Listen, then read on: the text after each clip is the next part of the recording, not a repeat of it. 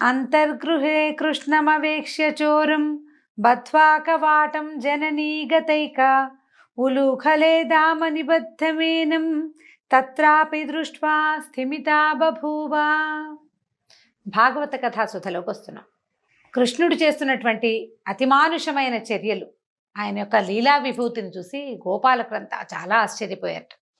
ఈ గోవర్ధనోద్ధరణ లీల పరమాద్భుతమైన లీలగా భావించారు వాళ్ళు. బృందావనంలో అందరూ సమావేశమయ్యారు. ఒకరోజు సమావేశమయ్యి పెద్దవాళ్ళంతా తమలో తాము ఇట్లా చర్చించుకున్నారు. ఈ నందుడి కుమారుడు, ఈ పిల్లవాడు పుట్టిన దగ్గర నుంచి అద్భుతాలే. అసలు కళ్ళు కూడా తెరవల. రోజుల పసికందుగా ఉన్నప్పుడు ఒక మహారాక్షసి పూతనని వధించాడు. అంత పెద్ద పూతన అట శరీరంతో పడిపోతే దాని మీద పడుకుని దొర్లుతున్నాడు తప్పిస్తే పిల్లాడు ఏడ్చింది లేదు, భయపడింది లేదు. అక్కడి నుంచి మొదలుపెట్టి ఒక బండి దగ్గరకు వస్తే బండిని తన్నేశాడు, తృణావర్తుణ్ణి సంహరించాడు, ఇంకా ఎంతమందో పేర్లు. చాలాసార్లు గోపాలుని రక్షిస్తూనే ఉన్నాడు. కాళీమర్దన లీల హేళగా చేశాడు. గోవర్ధనోద్ధరణ లీల ఇంకా అసలు చెప్పనే వద్దు, పరమాద్భుతమైన లీల. కేవలం చూడబోతే పిల్లాడు చిన్న పిల్లవాడు. ఇంత చిన్నవాడు ఏనుగు తొండంతో పద్మాన్ని లాగినంత తేలికగా పద్మాన్ని పట్టుకుని లేపుతుంది. ఏనుగులు ఏం చేస్తాయంటే చెరువులో కనపడతాయి పద్మాన్ని, ఎంతసేపు పెకలించేస్తాయి, అవి అక్కడ ఉండనివ్వవు, దాన్ని ఇట్లా పైకి లేపి పెడతాయి. అంత తేలికగా ఇంత పెద్ద మహాపర్వతాన్ని ఎంత బాగా లేపాడు. ఎట్లా లేపాడు? ఆ లేపిన వాడు రాత్రింబవళ్ళు 7 రోజుల పాటు కదలక మెదలక నిలబడి దాన్ని చేతి మీదే ఎట్లా నిలిపాడు. అదంతా తలుచుకున్న కొద్దీ ఆశ్చర్యంగా ఉంది.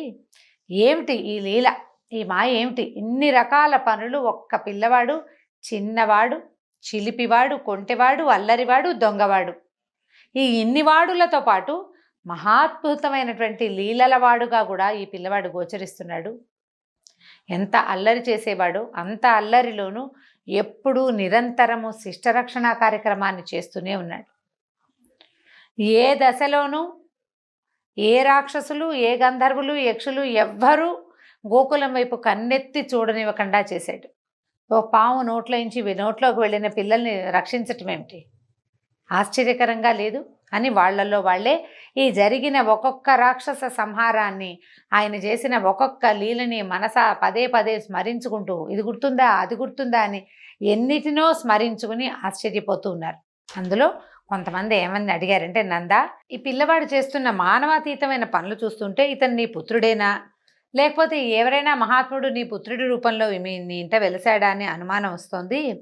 ఇలాంటి మహితాత్ముడు అంటే ఇంత గొప్పవాడు, ఇలాంటి పనులు చేయగలిగేవాడు మానవుడిగా పుట్టాలనుకుంటే ఒకవేళ ఏ చక్రవర్తి వంశంలోనో ఏ మహర్షి సంతానంగానో పుడతారని విన్నాం ఇదివరకు. ఎందుకంటే ఇంతకుముందు రామావతార గాథ విన్నాం. ఈ రామావతార గాథ ఆయన ఏం చేశాడు? చక్రవర్తి సంతానంగా పుట్టాడు.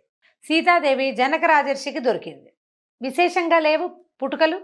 మరి అంత విశేషమైన జన్మ ఎత్తాల్సింది పోయి ఈయన అడవుల్లో నివసిస్తూ గోపాలనం చేస్తూ జీవించేటువంటి మన బోటి సామాన్యుల మధ్య పుట్టాలని ఎందుకు సంకల్పించాడో నాకు తెలియటం లేదు. ఇదేమిటి ఈ విశేషం, ఇలా ఎందుకు జరిగి ఉంటుంది అని నందుడిని అడిగారు. అప్పుడు నందుడు ఏం చెప్పాడంటే, గర్గాచార్యుల వారు శ్రీకృష్ణుడి గురించి ఏం చెప్పాడో ఆ మాటలు చెప్పారు. ఈ పిల్లాడు విపరీతమైన కార్యాలు చేస్తాడని, నీకు చాలా పేరు తెస్తాడని చెప్పాడు. అదే ఇది అయి ఉంటుంది. ఇతను సాక్షాత్ భగవంతుడు అవ్వడానికి చాలా అవకాశాలు ఉన్నాయి. ఇంద్రుడు అంతటి వాడిని తిరగొట్టగలిగాడంటే భగవంతుడు కాకపోతే ఎట్లా జరుగుతాయి ఇవి?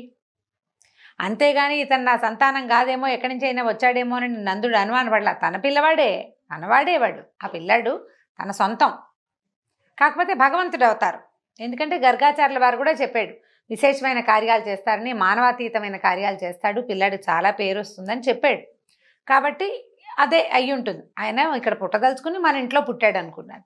సరే, అయితే ఇలా రోజులు జరుగుతున్నాయి. వీళ్ళందరికీ ఇతని పట్ల ప్రేమ ఆపేక్షతో పాటు భక్తిభావం పెచ్చు పెరగటం మొదలుపెట్టింది అనమాట గోకులంలో ఉన్న వాళ్ళకి. ఒకసారి ఒక కొన్ని రోజులు గడిచిన తర్వాత ఒక ఏకాదశి తిథిలో అందరూ ఉపవాసాలు ఉన్నారు. ఉపవాసం ఉంటారు ఏకాదశి తిథికి పెద్దలంతా. అయితే నందుడు కూడా ఉపవాసం ఉన్నాడట. శ్రీమన్నారాయణ్ణి మిక్కిలి శ్రద్ధతోటి పూజించుకున్నాడు. మర్నాడు తెల్లవారుజామున ఏమైంది, ఏం చేశాడు? ద్వాదశ స్నానం కోసం యమునా నదిలోకి దిగాడు. పొద్దున్నే స్నానం చేసి ఇది ద్వాదశ పారాయణ చేయాలి కదా. ఈ దిగేసరికల్లా ఏమైంది, ఈ రాత్రి జనరల్గా తెల్లవారుజామున అంటే కొంచెం చీకటకన్నా తెల్లవారకుండానే దిగాడని చెప్తున్నారు.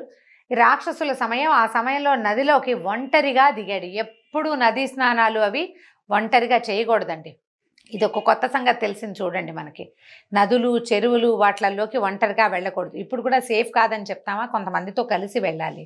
గ్రూప్ అందరూ చేసే చోటే స్నానాలు చేయాలి. కానీ ఈ ఘాట్ ఖాళీగా ఉంది, ఇక్కడ ఎవరు లేరు, చక్కగా బాగుంటుంది ఏకాంతంగా అని పొరపాటును కూడా వెళ్ళకూడదు. ఎవరూ లేని నిర్జన ప్రదేశంలో చాలా ప్రమాదాలు పొంచి ఉంటాయి. అందుకని జనం ఉన్న చోటే నదీ స్నానం చేయాలి. ఈయన ఒంటరిగా వెళ్ళాడు. ఒంటరిగానే ఈ నీళ్లలోకి దిగాడు. దిగేసరికల్లా ఏమైందట, ఈ నందుణ్ణి వరుణుడి అనుచరుడైనటువంటి ఒక రాక్షసుడు పట్టుకుని తన ప్రభువుకి దగ్గరికి తీసుకెళ్ళిపోయాడు. ఈయన ముందు దిగాడు. ఆయనకి సహాయంగా ఇంకా కొంతమంది వెళ్తున్నారు. ఈ వెళ్ళేవాళ్ళు ఈ నదిలోకి దిగిన నందుడు కనపడలే. ఆయన ముందు వెళ్ళాడు అనమాట. కాస్త ఒక 10 అడుగులు ముందుంటాడు. నీళ్ళలోకి దిగాడు. దిగినవాడు దిగినట్టు మాయమైపోయాడు. ఈ వెనకాల వస్తున్న జనాన్ని కనబడిపోయేసరికి వాళ్ళందరూ గోరుమని అరుస్తూ నందుడు మాయమైపోయాడు. నదిలో కలకలం కూడా లేదు. ఇప్పుడు మునిగినవాడో లేకపోతే గాలి కోసం కొట్టుకుంటున్న వాడితో కదలిక కనపడాలి. ఏ కదలిక లేదు. ఏమైనా నది ప్రశాంతంగా ఉంది.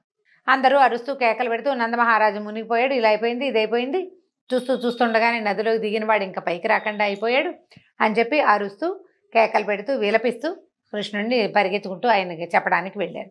కృష్ణుడు ధైర్యం చెప్పాడు. చూస్తాను, నేను ఏమైందో చూస్తానన్నాడు. వీళ్ళ నమ్మకం ఏమిటండి, కృష్ణుడు ఏం చేస్తాడని వీళ్ళ భావం. చిన్నపిల్లాడు కదా, వీళ్ళ భావం ఏంటంటే కాళ్ళింతి మడుగులో ఎలా చేశాడు, ఏం చేశాడు సర్పాన్ని, అలా ఏదో ఒకటి అతిమానుషమైన క్రియ చేస్తాడని వాళ్ళ నమ్మకం. దాంతో ఏం చేశాడు, గోకులం నుంచి బయటకు వచ్చి నేరుగా వరుణుడి దగ్గరికి వెళ్ళిపోయాడు. నీళ్ళల్లోకి దిగి వరుణుడి దగ్గరికి వెళ్ళిపోయాడట. ఎప్పుడైతే ఈ కృష్ణ పరమాత్మ తన దగ్గరికి వస్తున్నాడని తెలిసిందో వరుణుడు వెంటనే స్వామికి ఎదురేగి స్వాగతం చెప్పి పూజించాడు. అర్ఘ్యపాద్యాదులు ఇచ్చాడు, ఆచమనం ఇచ్చాడు. నా జన్మ ధన్యమైందన్నాడు. సర్వోత్కృష్టమైన సింహాసనం మీద స్వామిని కూర్చోబెట్టి పాదాల దగ్గర కూర్చున్నాడు. స్వామి, నువ్వెందుకు వచ్చావో నాకు తెలుసు. నా సేవకుడు అజ్ఞాని. నందుడు నీ తండ్రిని తెలియక తీసుకొచ్చేశాడు. నా అపరాధాన్ని క్షమించు. నీ తండ్రిని తీసుకెళ్ళు. నన్ను సర్వసాక్షివి, నన్ను అనుగ్రహించమన్నాడు. వరుణుడి అనుచరుడు నందుడిని తీసుకెళ్ళిపోయాడు. భటుడు ఏదైనా ఒక తప్పు చేశాడంటే ఆ తప్పు రాజుది కదా. ఇప్పుడు ఈ భటుడు చేసిన తప్పుకి వరుణుడికి శిక్ష పడుతుంది. అందుకని నువ్వు సర్వసాక్షివి, ఇందులో నా ప్రమేయం లేదని గ్రహించు. అతడు అజ్ఞానంతో నందుడిని తెలుసుకోక పొరపాటును తీసుకొచ్చాడు, నన్ను అనుగ్రహించమని పాదాలు పట్టుకున్నాడు. అప్పుడు సరే, నందుడికి బోల్డంత గౌరవ మర్యాదలు జరిగినాయి. వరుణుడి దగ్గర తీసుకెళ్ళినా ఆయన ఏమి బంధించలా, వాళ్ళు గౌరవించారు ఇతోధికంగా. ఈ కృష్ణ పరమాత్మ కూడా వచ్చాక కృష్ణుడి పాదాల దగ్గర వరుణుడు కూర్చోవటము, అతను పూజించటము, ప్రార్థించడము అన్నీ తన కళ్ళతోటి స్వయంగా నందమహారాజు చూసేసాడు. చూస్తూ ఉన్నాడు తన కుమారుడికి ఎంత గౌరవం జరుగుతోందో. అతని మాట రాజనకన్నా, తోసి రాజనకన్నా ఊ అంటే ఊ అన్నట్టు, ఆ అంటే ఆ అన్నట్టు జరిగిపోవటం కూడా ఆయనకు ఆశ్చర్యంగానే ఉంది. పరమ సంతోషంగా వాళ్ళ దగ్గర నుంచి వీడుకోలు పుచ్చుకొని కృష్ణుడు నందుడు ఇద్దరు కలిసి భూలోకంలోకి వచ్చేసారు. యమునా నది నుంచి బయటకు వచ్చారు. ఈ కృష్ణుడు నందుడితో సహా రావడం చూసి గోకులవాసులంతా ఆనందంతో పొంగిపోయారు. ఏం జరిగిందని నందుడిని అడిగారు. నువ్వు ఎక్కడికి వెళ్ళావు అని అడిగితే, నేను నదిలో మునిగిపోయాను, నీళ్ళలోకి ఇట్లా ముక్కు మూసుకుని నీటిలోకి దిగేసరికి వరుణుడి అనుచరుడు నన్ను తన లోకానికి తీసుకెళ్ళిపోయాడు. వరుణలోకంలో ఎంత ఐశ్వర్యమో, మణులు, మాణిక్యాలు, ముత్యాలు, పగడాలు, ఎంత ఐశ్వర్యమో ఆ జలప్రవాహం అడుగున మన ఊహ కూడా అందదు. 2 కళ్ళు చాలవు. నేను ఆ వైభవాలన్నీ చూస్తూ ఉండగానే కృష్ణుడు అక్కడికి వచ్చాడు. వరుణలోకంలో ఉన్న వాళ్ళందరూ కృష్ణుడి పట్ల ఎంత వినయం చూపించారో, ఎంత ప్రేమ, ఎంత గౌరవము, ఎంత భక్తి చూపించారో. దాంతో నేను ఆశ్చర్యపోయాను వాళ్ళ వినయానికి. నన్ను కూడా వాళ్ళు ఇబ్బంది ఏం పెట్టలేదు, అన్ని 4 చూశాను నేను. సరే, కృష్ణుడిని వాళ్ళు చాలా గౌరవించారు. తను అడగకుండానే నన్ను ఆయనతోటి పంపించేశారు, కృష్ణుడితోటి పంపేశారు అని చెప్పాడు. వినయంగా నన్ను మమ్మల్ని ఇద్దరిని సాగనంపాడు. చాలా వినయంగా ఉన్నారు. కృష్ణుడి పట్ల వాళ్ళు అసలు ఎంత గౌరవము, ఆదరము, అభిమానము, భక్తులతోటి, భక్తి ప్రపత్తులతోటి ఎట్లా ప్రవర్తిల్లారో అదంతా కళ్ళకు కట్టినట్టుగా ఈ గోకుల వాసులందరికీ చెప్పాడట. గోకుల వాసులకి కృష్ణుడు సామాన్య మానవుడు కాదని, తర్వాత అప్పటికే ఉంది భావం, వాళ్ళకి తెలిసింది ఈయన ఏదో అవతారం ఇట్లా పుట్టాడు అని. అతను సర్వేశ్వరుడు అని కూడా వాళ్ళు తెలుసుకున్నారు. నందుడి మాటలు విన్నాక వాళ్ళు కృష్ణుడు అని వాళ్ళంతా అనుకున్నారు, కృష్ణుడు వైకుంఠాన్ని మాకు కూడా చూపిస్తే బాగుండు, చక్కగా నందుడు వెళ్ళి వరుణలోకం చూసొచ్చాడు. మనకు కూడా ఈ బతుకుండగానే వైకుంఠలోకాన్ని చూపిస్తే బాగుండని అందరూ చాలా కోరుకున్నారట. ప్రతి వాళ్ళకి కంటితోటి వైకుంఠాన్ని చూసి ఆ వైభవాన్ని జ్ఞాపకం చేసుకోవాలని కోరుకున్నారు. అయితే కృష్ణుడు వాళ్ళ కోరిక తెలుసుకున్నాడు. తెలుసుకుని ఏం చేశాడట, బ్రహ్మగుండం అంటారు, ఈ యమునలోనే ఒక జలాశయం యమునకి ఒక పక్కగా ఉందన్నమాట. అందులోకి తీసుకెళ్ళి మీరందరూ అందులో మునిగండి అని చెప్పాడు. ఈ మునిగారట వాళ్ళు, పెద్దవాళ్ళంతా మునిగేశారు కదా. ఆ మునిగి నీళ్ళల్లో ఉన్నంతసేపు వాళ్ళకి వైకుంఠం కనపడింది. వైకుంఠ దర్శనం చేశారు. అక్కడ సమస్త దేవతలు శ్రీమన్నారాయణ్ణి సేవించడం చూశారు. వేదాలు రూపం దాల్చి స్వరూపాలతోటి, వేదం అంటే పుస్తకంగా కాదు, వేద రూపంతో స్వామిని స్తుతించడం కనపడింది. అట్లా వైకుంఠ వైభవాన్ని ఆశ్చర్యచకితులై అసలు దాంట్లో మమేకం అయిపోయారనమాట. మడుగు నుంచి పైకొచ్చారు. చాలాసేపటికి ఎప్పటికో వచ్చాక తమ మామూలు పరిసరాలే కనపడ్డాయి. ఒకసారి మునిగి వాళ్ళకి వైకుంఠ దర్శనం చేయించాడు. వాళ్ళ మనసు లోపలి కోరికలని భగవంతుడు తెలుసుకున్నాడు. ఆ గోకులంలో ఒక్కళ్ళని కూడా అసంతృప్తులుగా ఉంచలేదు. ఆయన ఎక్కడ పుట్టాడో, ఎవరి వల్ల పెరిగాడో వాళ్ళందరికీ, ప్రతి వాళ్ళకి మనసులో ఉన్న కోరికల్ని బ్రహ్మాండంగా తీర్చేశాడు. అయితే వీళ్ళందరి కోరికలు తీర్చాడండి. గోపికలు ఈయనే భర్తగా కావాలని కోరుకుని కాత్యాయని వ్రతం చేశారు. వాళ్ళ కోరిక ఎట్లా తీర్చాడు, ఎట్లా వాళ్ళకి ఈయన కృష్ణుడు భర్త అయ్యాడు. కృష్ణుడు భర్త అవుతాడా అండి? భగవంతుడు భర్త అవుతాడా? భగవంతుడు భర్తే, మనని భరించేవాడు భగవంతుడే. కాకపోతే తాత్కాలిక భర్త, శాశ్వత భర్త అని 2 తేడాలు ఉన్నాయి. తాత్కాలిక భర్తలు ఈ జీవితంలో ఇప్పుడు ఈ జన్మల్లో దొరికేవాడు. శాశ్వత భర్త ఎల్లప్పుడూ మనని భరించేవాడు భగవంతుడు. అతడు తాత్కాలికంగా కావాలని కోరుకోవటమే తప్పు. ఒక తెలియని అజ్ఞానంతో గోపికల కోరికని ఆయన ఎట్లా వాళ్ళని సాటిస్ఫై చేశాడు, ఏ రకంగా వాళ్ళకి సంతృప్తి కలిగించాడో తర్వాత కథలో విందాం. రేపు మళ్ళీ కలుసుకుందాం. నమస్కారం.